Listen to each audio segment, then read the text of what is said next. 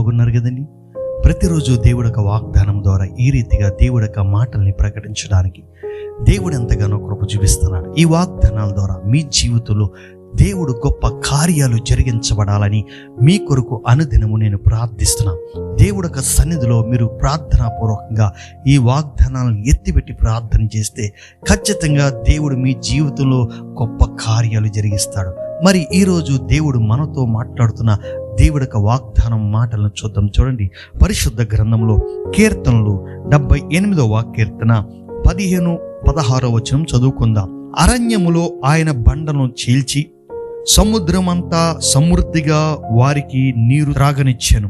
బండలో నుండి ఆయన నీటి కాలువలను రప్పించెను, నదుల వలె నీళ్లు ప్రవహింపజేసెను. దేవుడి స్తోత్రం, హల్లెలూయా. ఇక్కడ దేవుడు ఇశ్రాయేలు ప్రజల మధ్యలో చేసిన అద్భుతాన్ని చూపిస్తున్నాడు. నిజమే, దేవుడు నమ్ముకున్న తన ప్రజల ఎడల దేవుడు ఏదైనా చేయడానికి ఆయన సమర్థుడు, ఆయన చేస్తాడండి.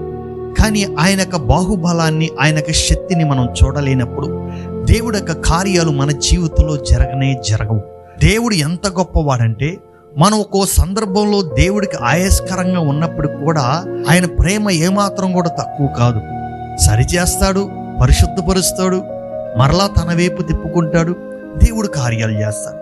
ఇశ్రాయేలు ప్రజల ఎడల అలాగే చేసుకుంటూ వచ్చాడు. ఒక్కొక్క సందర్భంలో ఇశ్రాయేలు ప్రజలు దేవుడికి ఆయాస్కరంగా వారి జీవితాలు కొనసాగించారు. దేవుడి మీద, మోషే మీద సనుగుతూ ఉండేవారు. ఈ అరణ్య ప్రయాణం అంతా మాకు కష్టమైంది, నీళ్లు లేవు, ఆహారం లేవని, ఇవని ఇంకా అనేకమైన సనుగుతూ వచ్చారు. అయినప్పటికీ కూడా దేవుడు కోపపడుతూనే ప్రేమ కనపరిచేవాడు. ఎందుకంటే తన ప్రజల్ని ఐగుప్తు చెర నుంచి విడిపించిన దేవాది దేవుడు వారిని అరణ్యములో రాల్చకూడదని అనుకొని మోషే మాట చొప్పున కోపానంతా తగ్గించుకొని ఇశ్రాయేలు ప్రజల ఎడల దేవుడు కృప చూపించున్నాడు. వారు వెళ్ళే మార్గమంతా కూడా కొండలతో నింపబడింది, రాతి నేలతో నింపబడింది. మార్గమంతయు కూడా భయంకరంగా ఆ ఎత్తు ఫలాలు ఎక్కలేక దిగలేక బాధపడేవారు. భయంకరమైన మార్గం అయినప్పటికీ ఆ భయంకరమైన మార్గంలో, ఈ అరణ్య ప్రయాణంలో ఇశ్రాయేలు ప్రజలు కానానికి వెళ్ళిచుండగా అరణ్య ప్రయాణంలో వారికి ఆహారం కావాలన్నప్పుడు ఆహారం ఇచ్చాడు, నీళ్లు కావాలన్నప్పుడు దేవుడు మోషేతోటి దేవుడు అద్భుత కార్యాలు జరిగించి బండను కొట్టగా నీళ్లు ప్రవాహం వలె వచ్చినాయి. దేవుడి స్తోత్రం, హల్లెలూయా. ఆ బండలో నుండి ఒక నది పారినట్లుగా పారిని అంట. దేవుడు అద్భుతాలు చేయగల దేవుడు, అసాధారణమైన కార్యాలు చేయగల దేవుడు. నీటి ఓట లేనప్పుడే నీటి ఓటలను పుట్టించిన దేవుడు. ఆగరు తన కుమారుడు చనిపోతున్నాడని దేవుడికి మొరపెట్టినప్పుడు ఆ ఎడారిలో దేవుడు నీటి ఓటనే ఊరించాడు. దేవుడికి అసాధ్యమైంది ఏది లేదు. ఆయన నోటి మాట వలన పలికిన ప్రతి మాట సర్వశక్తి గల మాట. ఆ మాట మనం విశ్వసిస్తే మన జీవితంలో కూడా దేవుడు గొప్ప కార్యాలు జరిగిస్తాడు. దేవుడి స్తోత్రం, హల్లెలూయా. అరణ్య బ్రతుకులుగా నీ బ్రతుకుందా? రాతి నేల వలె నీ జీవితం ఉందా? అనేకమైన బాధల చేత, ఇబ్బందుల చేత నా జీవితం అరణ్య బ్రతుకైపోయింది, ఇందులోంచి బయటికి లాగడం ఎవరి వల్ల కాదనుకుంటున్నావా? దేవుడు అన్నాడు, అరణ్యములోని నీటి ఓటలను ఊరించిన దేవుడు నీ జీవితంలో గొప్ప కార్యాలు చేయడా. బండలు చేల్చగా సముద్రం వలె, నదుల వలె నీరు పారినప్పుడు నీ జీవితంలో ఆనంద భాష్పాలు పారవా? నీ జీవితంలో గొప్ప కార్యాలు దేవుడు చేయడా? దేవుడు అద్భుతం చేస్తాడమ్మా. అరణ్య బ్రతుకులు దేవుడు మార్చబోతున్నాడు, నీ పరిస్థితులు మార్చబోతున్నాడు. నువ్వు నమ్మి విశ్వసించి దేవుడి సన్నిధిలో ప్రార్థన చేయాలి. ఆయన ప్రేమించే దేవుడు. ఒకవేళ ఇశ్రాయేలు ప్రజల్లాగా మీరు కూడా అవిధేయత కలిగి ఉన్నారేమో, దేవుడికి ఆయాస్కరంగా ఒకవేళ ఉన్నారేమో, దేవుడిని క్షమించమని ప్రార్థన చేస్తూ, విశ్వాసంతో నువ్వు ప్రార్థన చేస్తూ దేవుడి సన్నిధిలో నువ్వు మొరపెట్టినప్పుడు ఆ మొర ఆలకించే దేవుడు నీ జీవితాన్ని మారుస్తాడు. దీవెలను, మేలుల్ని నదుల వలె, సముద్రం వలె ప్రవహింపజేస్తాడు నీ జీవితంలో. దేవుడికి అసాధ్యమైంది ఏది లేదు.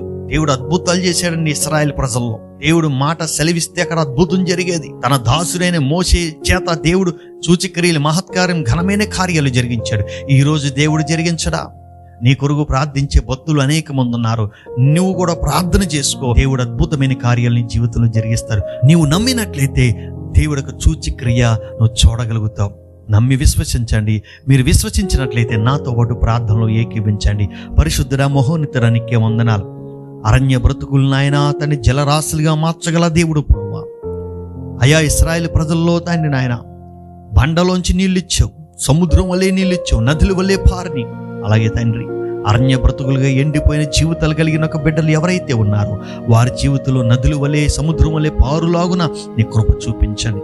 అద్భుతమైన కార్యం జరిగించండి, ఆశ్చర్యమైన కార్యం జరిగించండి. వారి స్థితిగతులు మార్చండి, వారి బలహీనతలు ముట్టండి, వారి శ్రమల్లోంచి విడిపించండి. నీ నామాన్ని మహిమపరచమని యేసు నామములో అడుగుచున్నాం తండ్రి, ఆమేన్.